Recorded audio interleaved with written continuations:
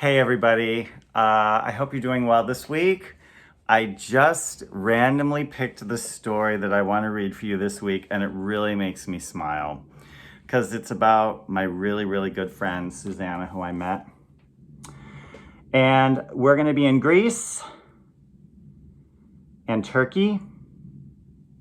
My gosh, it was just a magnificent summer, the summer that we got to explore all these new places. And I did it with my friend Suzannah. So the name of this story is called True Love. Instant friends. Can somebody explain this phenomenon? I experienced an unmistakable connection to my fellow coworker, Suzannah, when I first met her in the Miami airport.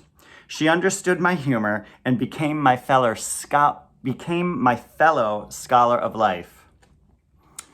Cut. All right, sorry. Oh God, I might need to start this one over. Caught somersaulting across a 4-lane highway during rehearsals while humming the Mission Impossible theme and escaping our imaginary enemies. Others in the cast soon learned to just leave us in our own strange world.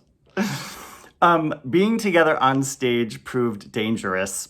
If she looked at me the wrong way, my professional demeanor shattered. She was my cool little sister, but we had to sing Cole Porter's True Love to one another. Singing a love song to your sister? We could not keep straight faces during rehearsals while singing that dreaded tune. This hang-up tortured me and was completely out of my control. We tried one day to sing as country stars, Cockney characters, anything to get the madness out of our systems. The cast would gather in front of us to watch the imminent crumble. We temporarily conquered the hysteria once our producer came in to see our progress, but the agony of performing the song did not end that day. Oh no. Our Cole Porter review included a tap number before our duet together. One night, the delicate notes of the song's introduction starting, I grabbed Suzannah's hand and walked lovingly out onto the carpet surrounding the ballroom floor. Right as I opened my mouth to sing this lovely ditty into her eyes, she stepped upon the hardwood, and we could both hear the mood-killing metallic tap-tap of her unchanged, forgotten shoes. We were in the middle of a show, 500 passengers watching us. I was paid to remain professional, yet this was my silly buddy. Oh, holy muse of calm, what to do? Her eyes widened as I squeezed mine shut. Tears formed, hanging precariously from my lids. I took a deep breath, uttered a desperate prayer, and thought of dead puppies as I croaked out the first few notes. I bit my tongue while she sang, surely producing blood, and looked at her forehead during the whole tune. Sweat gushed out of my pores, and we somehow survived the horrific trial. A few weeks later, I forgot to change my tap shoes. From then on, our permanent ritual included checking the bottoms of our feet before entering for that cursed number. Oh my God, that was just so crazy. All right, so Frances Mays, author of Bella Tuscany and Under the Tuscan Sun, lectured on all of our cruises. She lectured on one of our cruises. Suzannah and I had read both books, attended all of her lectures, taking notes, that's how geeky we were, and even found ourselves stalking her in ports. She fascinated us, a real-life writer, so easily accessible for a few weeks.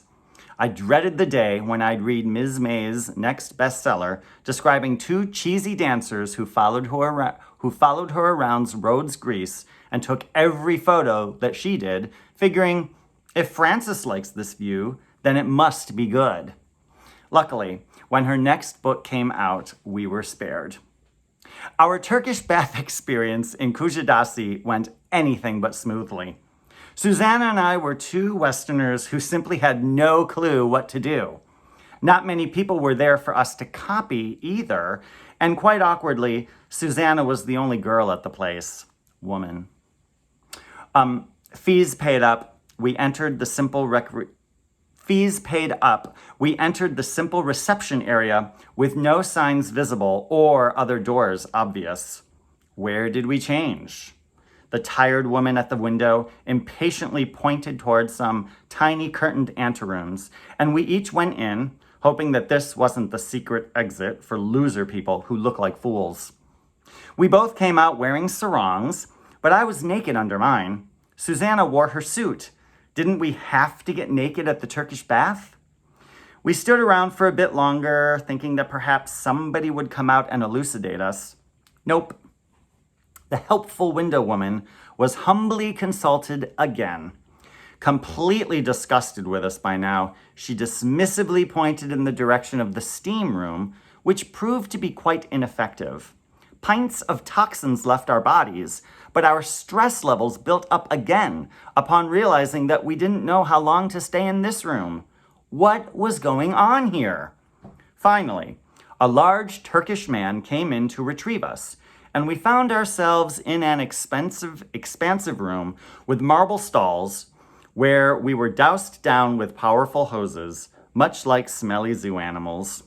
Stumbling up onto giant marble tables, we received our loofah treatments. My large Turkish man worked wordlessly.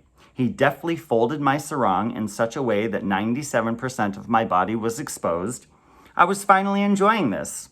But then, large Turkish man forcefully flipped me over and just about pulled off my bits when he roughly yanked up my sarong to cover my crack. God forbid it show at this point. After this, I was literally slid over to the next large Turkish man down the assembly line and given a delicious back pounding and rubbed down with soap.